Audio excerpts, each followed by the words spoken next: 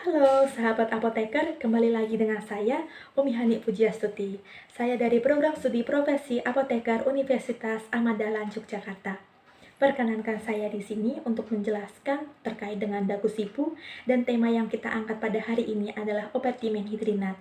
Apakah teman-teman sekalian sudah pernah mendengar obat ini itu untuk apa, bentuknya seperti apa, dan fungsinya itu untuk apa? Jika belum, mari kita bahas pembahasannya sebagai berikut. Obat dimenhidrinat merupakan suatu obat golongan antihistamin generasi pertama yang fungsinya itu untuk menurunkan produksi histamin di dalam tubuh. Sehingga obat ini itu dapat mencegah stimulasi saraf di otak dan telinga bagian dalam yang menyebabkan mual, muntah, dan pusing. Lantas bagaimana sih cara mendapatkan obat dimenhidrinat? Cara mendapatkan obat ini, Anda sekalian dapat mendapatkan dari resep dokter maupun langsung ke apotek. Tentunya konsultasikan kepada apoteker sebelum mendapatkan obat ini. Lantas bagaimana sih cara menggunakan obat dimenhidrinat? Obat dimenhidrinat digunakan sesuai dengan dosisnya masing-masing.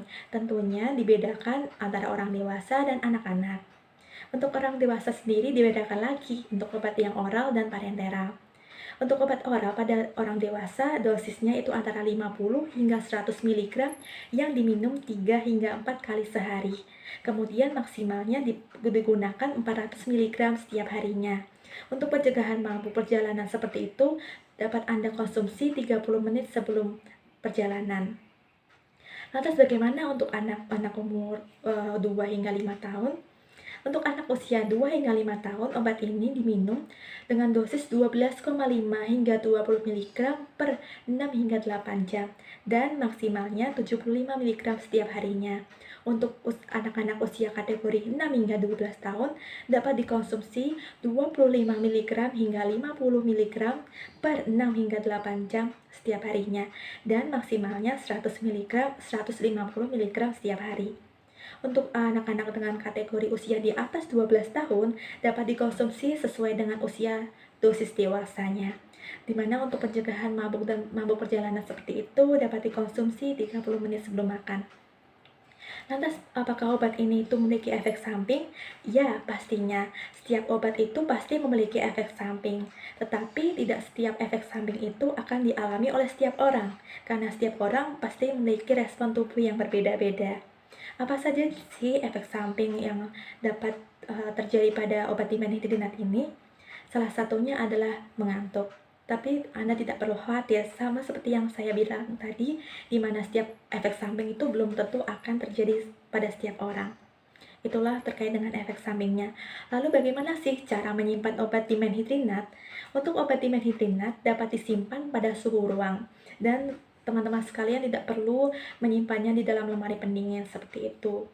Obat dimenhidrinat sendiri sebaiknya disimpan pada suhu ruang dengan suhu yang tidak lembab dan jauhkan dari jangkauan anak-anak, sinar matahari langsung, dan tentunya obat ini disimpan bersama dengan label atau brosur obat yang masih lengkap, sehingga teman-teman sekalian bisa melihat dari situ obat dimenhidrinat ini kapan kadaluarsa, seperti itu. Lantas bagaimana sih cara membuang obat ini? Untuk cara membuang obat dimenhidrinat, untuk obat-obat seperti tablet seperti itu atau larutan, teman-teman bisa menghancurkan dan melarutkan obat tersebut ke dalam suatu larutan air, yang kemudian larutan air obat tersebut dibuang ke dalam saluran pembuangan yang tentunya meminimalisir terjadinya pencemaran lingkungan seperti itu. Ingat kembali apa yang telah saya sampaikan sebelumnya, bahwa setiap orang itu memiliki respon tubuh masing-masing. Jadi, jangan pernah meniru cara penggunaan obat seperti orang lain, karena setiap orang itu memiliki pastinya berbeda-beda, seperti itu. Konsultasikan kepada dokter terkait dengan keluhan Anda dan patuhi setiap aturan atau nasihat yang diberikan oleh apoteker terkait dengan cara penggunaan obat Anda. Sehingga insya Allah obat yang Anda minum, Anda gunakan akan aman tentunya. Saya kira cukup sekian penjelasan terkait dengan obat dimenhidrinat. Saya mohon maaf apabila ada salah kata. Sekian dan salam sehat untuk kita semua.